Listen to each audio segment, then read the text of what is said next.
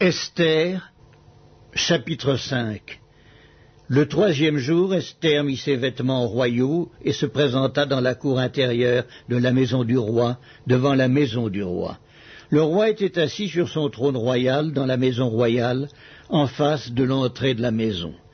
Lorsque le roi vit la reine Esther debout dans la cour, elle trouva grâce à ses yeux. Et le roi tendit à Esther le sceptre d'or qu'il tenait à la main. Esther s'approcha et toucha le bout du sceptre. Le roi lui dit, « Qu'as-tu, reine Esther, et que demandes-tu?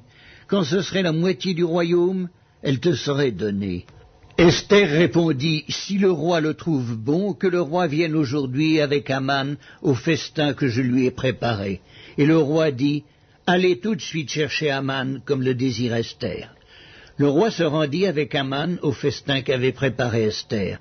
Et pendant qu'on buvait le vin, le roi dit à Esther, « Quelle est ta demande? Elle te sera accordée. Que désires-tu? Quand ce serait la moitié du royaume, tu l'obtiendras. » Esther répondit, « Voici ce que je demande et ce que je désire. Si j'ai trouvé grâce aux yeux du roi, et s'il plaît au roi d'accorder ma demande et de satisfaire mon désir, que le roi vienne avec Haman au festin que je leur préparerai, et demain je donnerai réponse au roi selon son ordre. » Haman sortit ce jour-là, joyeux et le cœur content. Mais lorsqu'il vit à la porte du roi Mardochée, qui ne se levait ni ne se remuait devant lui, il fut rempli de colère contre Mardochée. Il sut néanmoins se contenir et il alla chez lui. Puis il envoya chercher ses amis et Zeresh, sa femme. Haman leur parla de la magnificence de ses richesses, du nombre de ses fils, de tout ce qu'avait fait le roi pour l'élever en dignité, et du rang qu'il lui avait donné au-dessus des chefs et des serviteurs du roi. Et il ajouta, « Je suis même le seul que la reine Esther ait admis avec le roi au festin qu'elle a fait, et je suis encore invité pour demain chez elle avec le roi. Mais tout cela n'est d'aucun prix pour moi aussi longtemps que je verrai Mardochée, le juif, assis à la porte du roi. » Zeresh, sa femme, et tous ses amis lui dirent, « Qu'on prépare un bois haut de 50 coudées, et demain matin, demande au roi qu'on y pende Mardochée, puis tu iras joyeux au festin avec le roi. » Cet avis plut à Haman, et il fit préparer le bois. Esther, chapitre 6. Cette nuit-là, le roi ne put pas dormir, et il se fit apporter le livre des Annales, les chroniques. On les lut devant le roi. Et l'on trouva écrit ce que Mardochée avait révélé au sujet de Bigtan et Teresh, les deux eunuques du roi, gardes du seuil, qui avaient voulu porter la main sur le roi Assuérus. Le roi dit, « Quelle marque de distinction et d'honneur Mardochée a-t-il reçu pour cela ?» « Il n'a rien reçu, répondirent ceux qui servaient le roi. Alors le roi dit, « Qui est dans la cour ?» Haman était venu dans la cour extérieure de la maison du roi pour demander au roi de faire pendre Mardochée au bois qu'il avait préparé pour lui. Les serviteurs du roi lui répondirent, « C'est Haman qui se tient dans la cour. » Et le roi dit, « Qu'il entre. » Haman entra et le roi lui dit, « Que faut-il faire pour un homme que le roi veut honorer ?» Haman se dit en lui-même, « Quel autre que moi le roi voudrait-il honorer ?» Et Haman répondit au roi, « Pour un homme que le roi veut honorer, il faut prendre le vêtement royal dont le roi se couvre et le cheval que le roi monte et sur la tête duquel se pose une couronne royale, remettre le vêtement et le cheval à l'un des principaux chefs du roi, puis revêtir l'homme que le roi veut honorer, le promener à cheval à travers la place de la ville et crier devant lui, « C'est ainsi que l'on fait à l'homme que le roi veut honorer. » Le roi dit à Haman, « Prends tout de suite le vêtement et le cheval, comme tu l'as dit, et fais ainsi pour Mardochée, le juif, qui est assis à la porte du roi. Ne néglige rien de tout ce que tu as mentionné. » Et Haman prit le vêtement et le cheval, et revêtit Mardochée. Il le promena à cheval à travers la place de la ville, et il cria devant lui, « C'est ainsi que l'on fait à l'homme que le roi veut honorer. » Mardochée retourna à la porte du roi, et Haman se rendit en hâte chez lui, désolé et la tête voilée. Haman raconta à Zeresh sa femme et à tous ses amis ce qui lui était arrivé. Et ses sages et Zeresh sa femme lui dirent, « Si Mardochée, devant lequel tu as commencé de tomber, est de la race des Juifs, tu ne pourras rien contre lui, mais tu tomberas devant lui. » Comme il lui parlait encore, les eunuques du roi arrivèrent et conduisirent aussitôt Haman au festin qu'Esther avait préparé. Esther, chapitre 7. Le roi et Haman allèrent au festin chez la reine Esther. Ce second jour, le roi dit encore à Esther, pendant qu'on buvait le vin, « Quelle est ta demande, reine Esther? Quand ce serait la moitié du royaume, tu l'obtiendras. » La reine Esther répondit, « Si j'ai trouvé grâce à tes yeux, ô roi, et si le roi le trouve bon, accorde-moi la vie. Voilà ma demande, et sauve mon peuple. Voilà mon désir. Car nous sommes vendus, moi et mon peuple, pour être détruits, égorgés, anéantis. Encore si nous étions vendus pour devenir esclaves et servantes, je me tairais, mais l'ennemi ne saurait compenser le dommage fait au roi. » Le roi Assuérus prit la parole et dit à la reine Esther, « Qui est-il et où est-il celui qui se propose d'agir ainsi ?» Esther répondit, « L'oppresseur, l'ennemi, c'est Haman, ce méchant-là. » Haman fut saisi de terreur en présence du roi et de la reine. Et le roi, dans sa colère, se leva et quitta le festin pour aller dans le jardin du palais. Haman resta pour demander grâce de la vie à la reine Esther, car il voyait bien que sa perte était arrêtée dans l'esprit du roi. Lorsque le roi revint du jardin du palais dans la salle du festin, il vit Haman qui s'était précipité vers le lit sur lequel était Esther et dit, « Serait-ce encore pour faire violence à la reine chez moi dans le palais ?» Dès que cette parole fut sortie de la bouche du roi, on voit là le visage d'Haman. Et Harbona, l'un des eunuques, dit en présence du roi, « Voici, le bois préparé par Haman pour Mardochée, qui a parlé pour le bien du roi, est dressé dans la maison d'Haman, à une hauteur de 50 coudées. » Le roi dit, « Qu'on y pende Haman. » Et l'on pendit Haman au bois qu'il avait préparé pour Mardochée, et la colère du roi s'apaisa. Esther, chapitre 8. En ce même jour, le roi Assuérus donna à la reine Esther la maison d'Haman, l'ennemi des Juifs. Et Mardochée parut devant le roi, car Esther avait fait connaître la parenté qui l'unissait à elle. Le roi ôta son anneau qu'il avait repris à Haman et le donna à Mardochée. Esther, de son côté, établit Mardochée sur la maison d'Haman. Puis Esther parla de nouveau en présence du roi. Elle se jeta à ses pieds, elle pleura, elle le supplia d'empêcher les effets de la méchanceté d'Haman, la Gagite, et la réussite de ses projets contre les Juifs. Le roi tendit le sceptre d'or à Esther, qui se releva et resta debout devant le roi. Elle dit alors, « Si le roi le trouve bon, et si j'ai trouvé grâce devant lui, si la chose paraît convenable au roi, et si je suis agréable à ses yeux, qu'on écrive pour révoquer les lettres conçues par Haman, fils d'Hammédatha, la Gagite, et écrites par lui dans le but de faire périr les Juifs qui sont dans toutes les provinces du roi.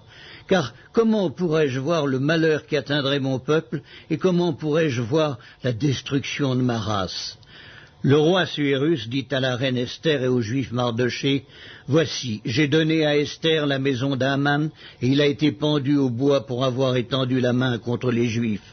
Écrivez donc en faveur des Juifs comme il vous plaira, au nom du roi, et scellez avec l'anneau du roi, car une lettre écrite au nom du roi et scellée avec l'anneau du roi ne peut être révoquée. » Les secrétaires du roi furent appelés en ce temps, le 23e jour du 3e mois, qui est le mois de Sivan, et l'on écrivit, suivant tout ce qui fut ordonné par Mardochée aux Juifs, aux satrapes, aux gouverneurs et aux chefs des 127 provinces situées de l'Inde à l'Éthiopie, à chaque province selon son écriture, à chaque peuple selon sa langue, et aux Juifs selon leur écriture et selon leur langue. On écrivit au nom du roi Assuérus, et l'on scella avec l'anneau du roi. On envoya les lettres par des courriers ayant pour monture des chevaux et des mulets nés de juments. Par ces lettres, le roi donnait aux Juifs, en quelque ville qu'ils fussent, la permission de se rassembler et de défendre leur vie, de détruire, de tuer et de faire périr, avec leurs petits-enfants et leurs femmes, tous ceux de chaque peuple et de chaque province qui prendraient les armes pour les attaquer et de livrer leurs biens au pillage. Et cela en un seul jour dans toutes les provinces du roi Assuérus, le 13e du 12e mois, qui est le mois d'Adar. Ces lettres renfermaient une copie de l'édit qui devait être publié dans chaque province et informaient tous les peuples que les Juifs se tiendraient prêts pour ce jour-là à se venger de leurs ennemis. Les courriers montés sur des chevaux et des mulets partirent aussitôt et en toute hâte d'après l'ordre du roi. L'édit fut aussi publié dans Suse, la capitale. Mardochée sortit de chez le roi avec un vêtement royal bleu et blanc, une grande couronne d'or et un manteau de byssus et de pourpre. La ville de Suse poussait des cris et se réjouissait. Il n'y avait pour les Juifs que bonheur et joie, allégresse et gloire. Dans chaque province et dans chaque ville, partout où arrivait l'ordre du roi et son édit, il y eut parmi les Juifs de la joie et de l'allégresse, des festins et des fêtes. Et beaucoup de gens d'entre les peuples du pays se firent juifs, car la crainte des Juifs les avait saisis. Esther, chapitre 9. Au 12e mois, qui est le mois d'Adar, le 13e jour du mois, jour où devait s'exécuter l'ordre et l'édit du roi, et où les ennemis des Juifs avaient espéré dominer sur eux, ce fut le contraire qui arriva, et les Juifs dominèrent sur leurs ennemis. Les Juifs se rassemblèrent dans leurs villes, dans toutes les provinces du roi Assuérus, pour mettre la main sur ceux qui cherchaient leur perte, et personne ne put leur résister, car la crainte qu'on avait d'eux s'était emparée de tous les peuples. Et tous les chefs des provinces, les satrapes, les gouverneurs, les fonctionnaires du roi, soutinrent les Juifs à cause de l'effroi que leur inspirait Mardochée. Car Mardochée était puissant dans la maison du roi, et sa renommée se répandait dans toutes les provinces parce qu'il devenait de plus en plus puissant. Les Juifs frappèrent à coups d'épée tous leurs ennemis, les tuèrent et les firent périr. Ils traitèrent comme il leur plut ceux qui leur étaient hostiles. Dans Suse, la capitale, les Juifs tuèrent et firent périr 500 hommes, et ils égorgèrent par Chamdata, Dalphon, Aspata, Porata, Adalia, Aridata, par Machta, Arisaï, Aridaï et Vaïzata, les 10 fils d'Aman, fils d'Amédata, l'ennemi des Juifs, mais ils ne mirent pas la main au pillage. Ce jour-là, le nombre de ceux qui avaient été tués dans Suse, la capitale, parvint à la connaissance du roi. Et le roi dit à la reine Esther, « Les Juifs ont tué et fait périr dans Suse, la capitale, 500 hommes et les 10 fils d'Aman. Qu'auront-ils fait dans le reste des provinces du roi? Quelle est ta demande? Elle te sera accordée. Que désires-tu encore? Tu l'obtiendras. » Esther répondit, « Si le roi le trouve bon, qu'il soit permis aux Juifs qui sont à Suse d'agir encore demain, selon le décret d'aujourd'hui, et que l'on pende au bois les 10 fils d'Aman. » Et le roi ordonna de faire ainsi. L'édit fut publié dans Suse, on pendit les 10 fils d'Aman.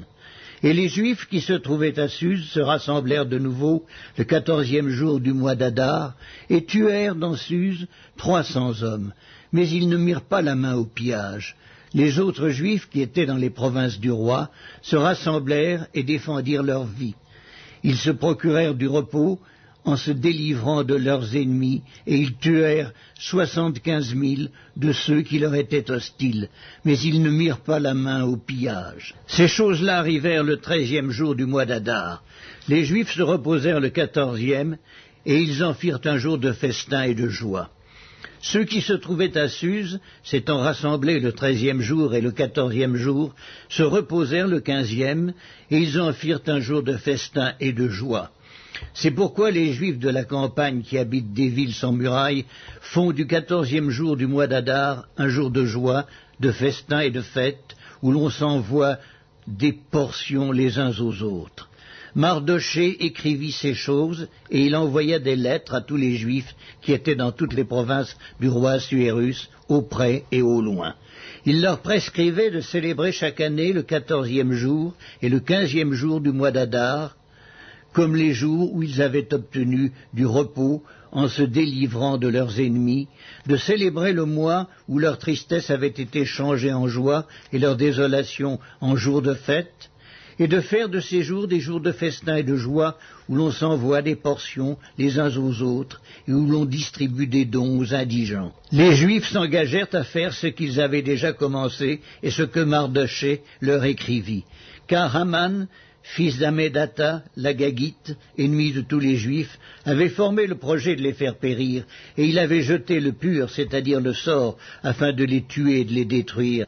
Mais Esther s'étant présentée devant le roi ordonna par écrit de faire retomber sur la tête d'Haman le méchant projet qu'il avait formé contre les Juifs et de le pendre au bois, lui et ses fils. C'est pourquoi on appela ces jours Purim, du nom de Pur.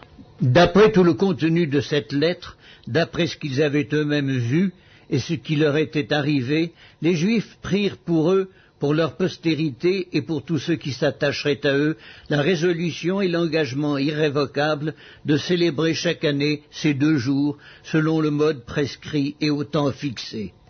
Ces jours devaient être rappelés et célébrés de génération en génération, dans chaque famille, dans chaque province et dans chaque ville, et ces jours de Purim ne devaient jamais être abolis au milieu des Juifs, ni le souvenir s'en effacer parmi leurs descendants.